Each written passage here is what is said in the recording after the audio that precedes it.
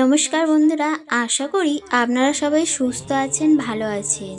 চলুন জেনে নেওয়া যাক, সামনেই রথযাত্রা আসছে, তাই জগন্নাথ দেবের প্রিয় খাবারগুলি কি কি, এই পুজোতে কি কি ভোগ নিবেদন করবেন।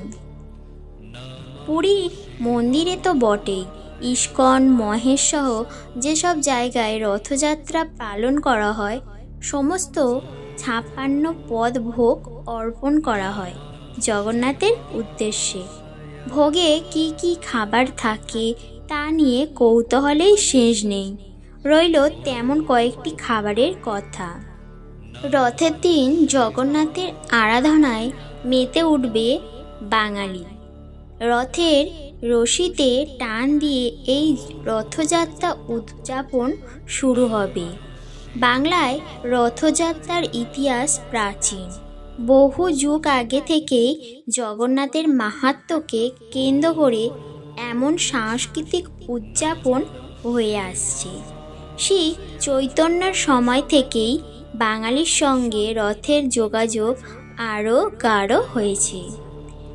জগন্নাথ, বলরাম এবং সুভদ্রা আষাঢ়ের শুক্ল দ্বাদশীর দিন রথে চড়ে মাসির বাড়ি যান এই ত্রয়ী। এটি রথযাত্রা। 7 দিন সেখানে কাটিয়ে আবার ফিরে আসেন। এই যাত্রাকে গুন্ডিচা যাত্রা বলে। এই রথযাত্রার যাত্রা তো শুধু দেবতা নয়, ভক্তেরও। দেবতার প্রতি ভালোবাসার টান থেকেই তো ভক্ত তার রথের চাকা গড়িয়ে নিয়ে চলেন। জগন্নাথ দেবের 56 ভোগ অর্পণ করা হয়। ভোগে কি কি খাবার থাকে তা নিয়ে কৌতূহলের শেষ নেই। রইল তেমনই তার প্রিয় কয়েকটি খাবার। জেনে নিন এই ভিডিও থেকে। খিচুড়ি। জগন্নাথের উদ্দেশ্যে অর্পণ করা পুরীর মন্দিরের খিচুড়ির মাহাত্ম্য কম বেশি সকলেই জানেন। ডাল, চাল আর ঘি দিয়েই তৈরি হয় খিচুড়ি। এই ভোগে কিঞ্চিত পরিমাণে পাওয়ার জন্য রথের দিন বহু ভক্ত সমাগম করা হয় এই মন্দিরে। ঝিলি। ঝিলি আসলে পানকেকের মতো একটি খাবার। পুরাণ পড়লে জানা যাবে জগন্নাথ মিষ্টি খেতে ভালোবাসতেন, তাই 56 পদের মধ্যে অধিকাংশ খাবারই মিষ্টি। ময়দা, নারকেল কোড়া, গুড়, পেস্তা দিয়ে মূলত তৈরি হয় এই ঝিলি। সান্তুলা।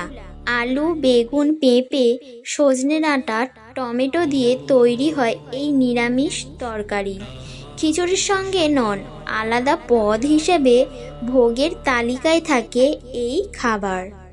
অল্প তেলে 5 ফোড়ন ঘি আর কাঁচা লঙ্কা ফোড়ন দিয়ে রান্না হয় এই সান্তুলা। রসাবলি। ছানা দিয়ে মালপোয়ার আকারে বানিয়ে নেওয়া হয় এই রসাতলি। তারপর ডোবা তেলে সেগুলি ভেজে কেশর দুধে ভেজানো হয়।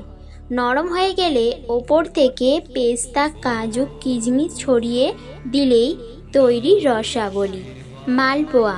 রথযাত্রা উৎসবের অন্যতম ভোগ এই মালপোয়া জগন্নাথের খুব প্রিয় খাবার।